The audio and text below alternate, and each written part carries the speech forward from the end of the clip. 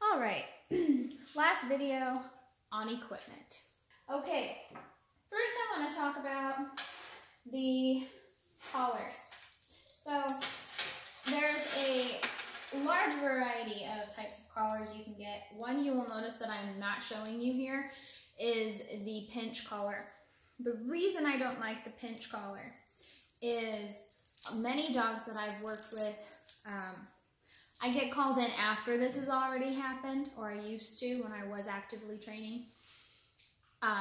People use it to correct their dog, and what happens is dogs are associative learners. So what this means is when they're looking at something and something happens to them, it's a cause and effect reaction. They see another dog, they get yanked on, and they feel teeth on their neck. Those dogs tend to become reactive to other dogs or aggressive in situations that their owners are not paying attention.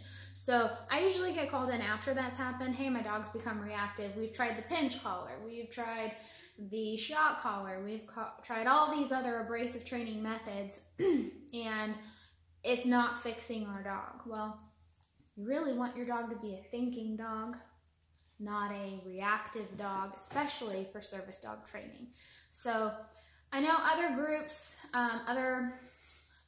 service dog groups do tend to use those, but they don't use them to teach the dog or correct the dog. They use them as more of a, the same way that I use the gentle leader or the halty, head halter, walk and train, whatever. They use it as a aid for communication. So a person with PTSD might start shaking before other things happen.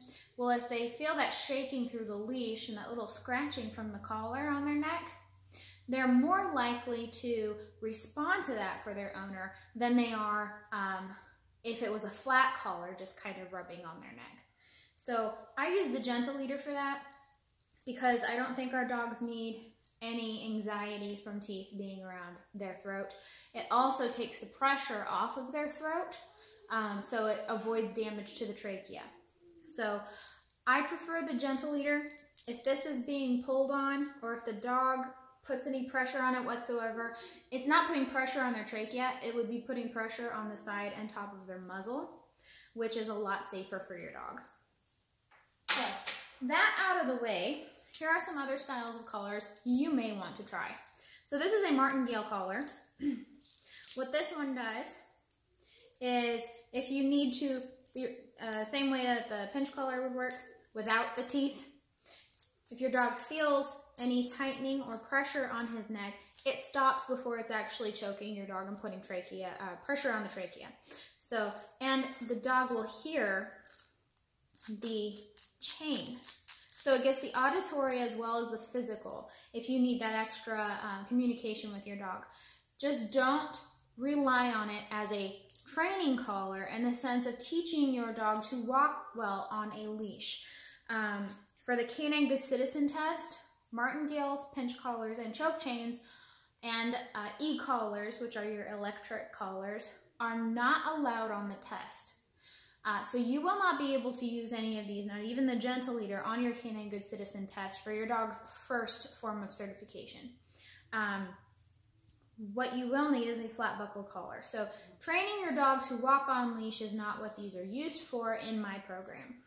So, but this can help with your service skills. That's what this would be for. The choke chain is very similar to that, except there is no stop. So this can go all the way up. It is not to be used for training your dog to walk on leash, but it can be used as a source of communication for service skills. I do not recommend leaving this on your dog throughout the day, because if it does get hooked up on something, your dog will choke and kill itself. So this is a choke chain or a flip collar. Not my favorite. Now this is your flat buckle collar. This is the one that you will probably be having on your dog most days and carries your dog's form of identification. I recommend ones with the metal clip, not the plastic clip, because the plastic clips do tend to break. This has all metal hardware all the way around it, including the D-ring. I also advise you just use the standard metal ring to hook your dog's identification on. Don't go with those quick release ones. Some people like to change their dog's gear to color match with them, and that's all good and fine. But if that's the case, if you're one of those people, know that if you get one of those quick release ones, your dog's identification may get lost at some point. So I would have just one standard collar that they wear or multiple forms of identification, and keep your dog's license on the leash. This little piece right here, I've seen a lot of people just clip their dog's license to the leash that they use so that it doesn't get lost. Now, the way I have this set up is this way because there is nowhere to clip my dog's tag. But when you are looking for a place to put your dog's tag, I highly recommend, if you can, put it on the attachment on the secure clip. So where the leash, I need to stop trying to hold too many things at once. Where the collar fits in, clip it right here. Because if you watch, when I clip the leash to this D-ring here, sometimes the hardware or the little ring here that holds your dog's identification tag can get wrapped up around the spring and unhitch your dog when you're not looking. So pay attention to where you're putting their identification, either on the sizing adjuster or on the attachment point to the secure clip. So that's it for collars and things that you may want to consider. Where leashes are concerned, there are a variety of materials of leashes out there. What I have found is most easy on my hands is just your standard regular leather leash. The nylon ones can chafe or burn or leave blisters if you're out all day unless you have one of those hands-free leashes. So this is a 4-foot leather leash. As long as you oil it and care for it, the leather leash will last you through multiple dogs. So I've had one of my leashes for about 20 years and it's still pliable, it still works, it still has no rips or tears in it because I've oiled it and I've taken care of it. Even actually the hardware on that leash is still going strong. What will wear out and what you may need to replace eventually is the spring-loaded clip. So this is a 4-foot leather leash, and if I'm holding it, you can see how far down it goes. If this were a 6-foot leash, I would be having to bunch it up here. If you're a tall person, a 6-foot leash may be your ideal leash.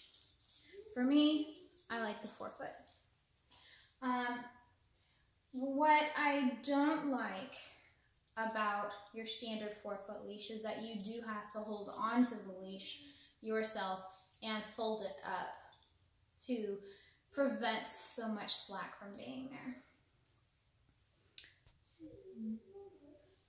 Got a call. Okay.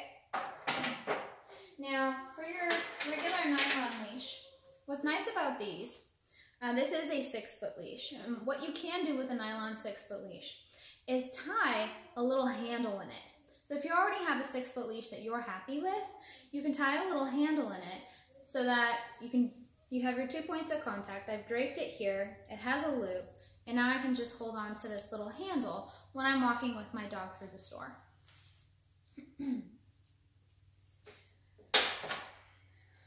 Some leashes, like custom made leashes, I actually ordered this one and had it made. I got to pick my colors and everything. This is made out of paracord, and there was a handle built into it. So this is a 4-foot leash with a handle. So I have my loop here, and my handle's already been put in there. So it's nice and easy, and it's a nice thin leash too. When you have a trained, well-trained service dog, you don't need a big, bulky leash. You can have a nice thin leash, which is really nice because it fits well in my purse, or if I'm doing off-leash work, I can just hold it in my hand like so. Your traffic lead. This is a traffic lead. This is I think this is a 12 or 24. This might just be in between to be an 18-inch traffic lead. So this is a traffic lead, and it's nice because if I'm walking through a store, I'm just going on a quick trip, I can just have it in my hand, and my dog's where she's supposed to be, and I don't have a bunch of slack to bunch up in my hand. If you are a person in a wheelchair, a traffic lead may be all that you need. You may not need a 4 to 6 foot leash if you're not sending your dog out to go do things and come back.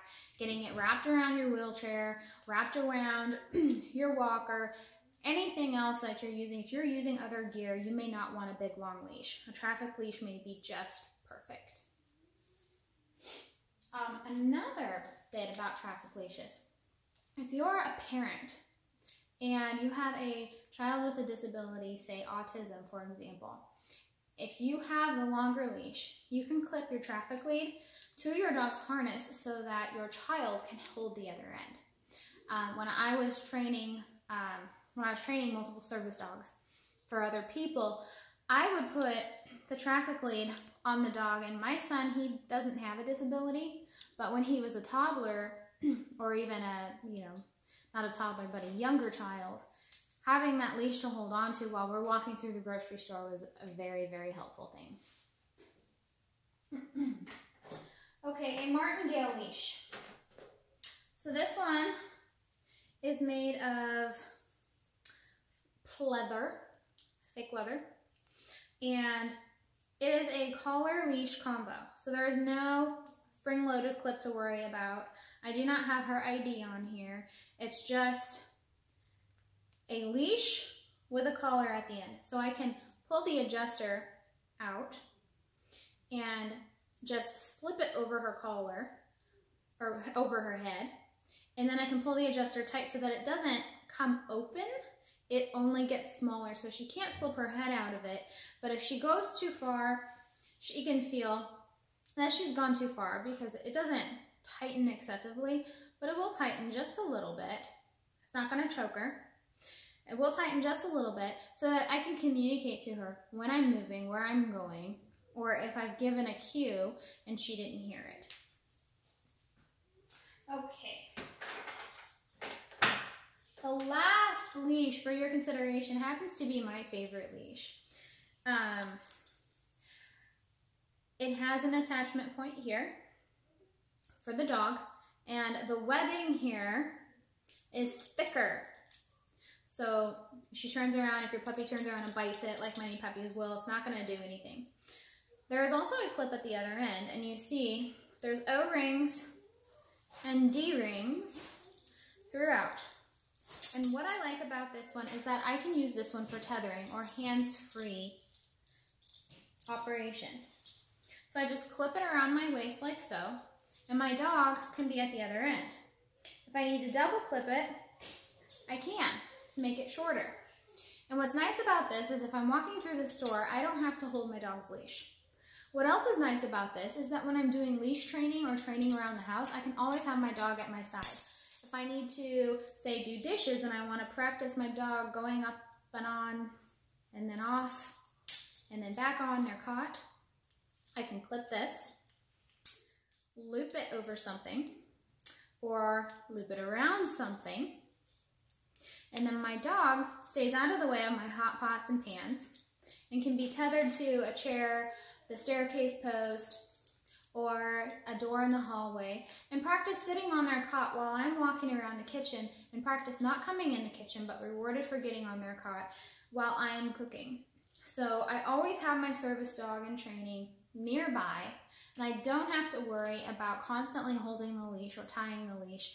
I use the tethering method a lot with my service dogs, even with puppies that are not my service dogs. I use the tethering method a lot because it's perfect for teaching house manners. And then when I'm going through the store or I'm shopping, I have them tethered around my waist so that I have my hands to look at the groceries I need to buy. So, lots to think about here in the way of leashes, but you never knew there were so many different kinds. If you did, kudos to you. Have fun and happy training.